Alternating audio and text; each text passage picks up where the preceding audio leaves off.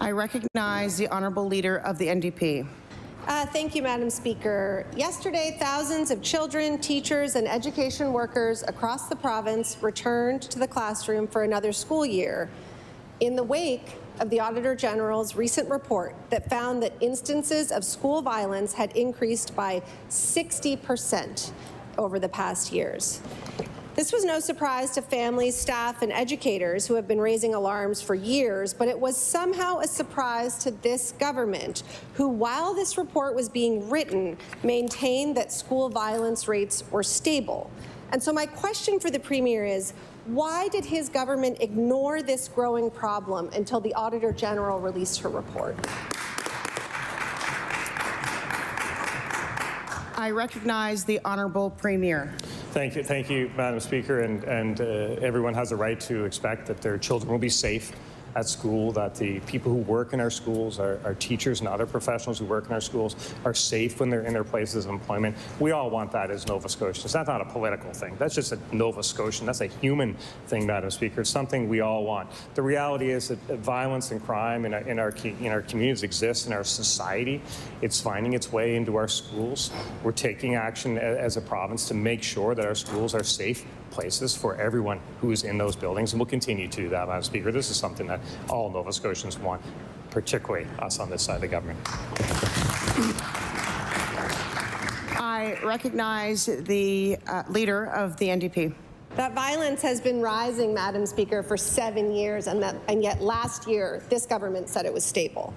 The Canadian Union of Public Employees, who represent thousands of school support staff across the province, have attributed this rise in school violence in part to the 2018 dissolution of school boards and the attending loss of community oversight, transparency, and decision-making ability, and I'll table that.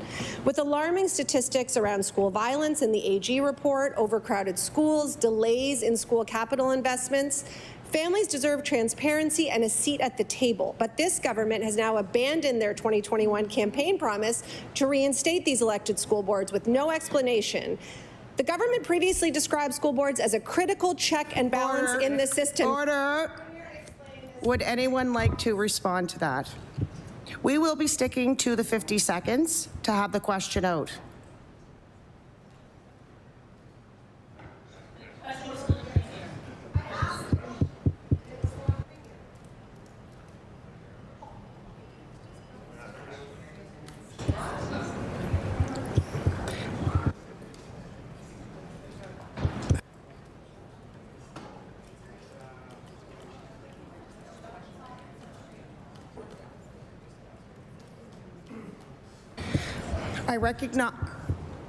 I recognize the Leader of the NDP for her final supplementary. What? Wow.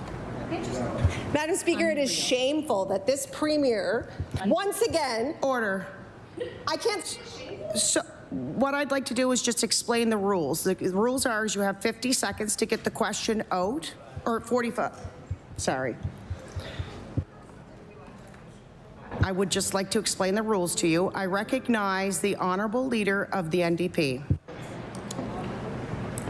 Madam Speaker, this Premier will answer one question a day from each opposition party, and I'm sorry if he doesn't get the question mark in the end, but it is unbelievable that this Premier, who has decided to break yet another election promise, not to reinstate elected school boards, will not even stand in his place and answer the question, which I will pose very clearly with a question mark in the time allotted.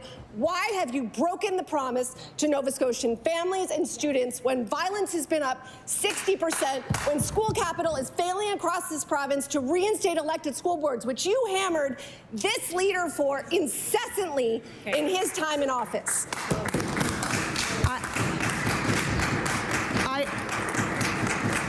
I ask going forward that the member speaks through me, and that includes everyone in the room.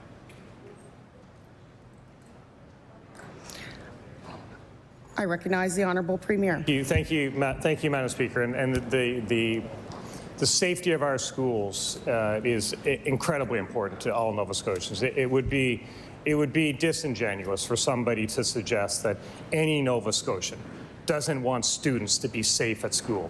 It would be disingenuous for any Nova Scotian to suggest that any Nova Scotian doesn't want the people who work in those buildings to be safe. Of course we want that. We're working with the SACs. The SACs will be meeting this month with the province to talk about a code of conduct and what's possible. We all have a role in protecting students. We don't need to scare people what's happening in our province. We take the safety of our students very seriously, and we'll continue to do that, Madam Speaker.